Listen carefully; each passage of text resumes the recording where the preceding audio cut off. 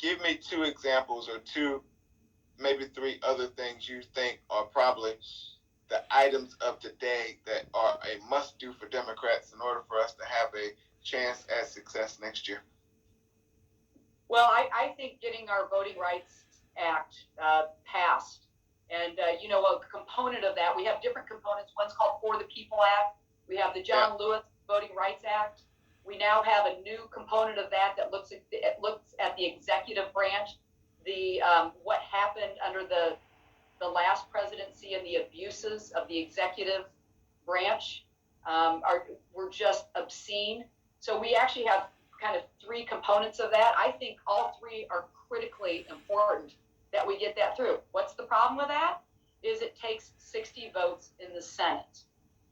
We can pass all of these, and we have passed two of these out of we're going to actually pass the third today out of the House, but we literally don't have support from the Republicans on things like voting rights, on abuses out of the White House, out of making sure that that especially in the southern states where there have been some terrible abuses that have left entire the African American voters out of the equation, to make sure that we're protecting that.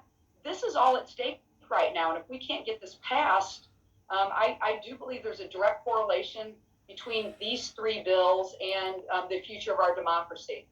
On top of that, Antoine, those are all kind of under one umbrella because it's all about voting rights and frankly abuses that have happened out of the executive branch. Things like the bill that we're voting on today would require anybody running for president to disclose their income tax returns for the previous 10 years of their life. You know what? I think we ought to know what people have done along those lines.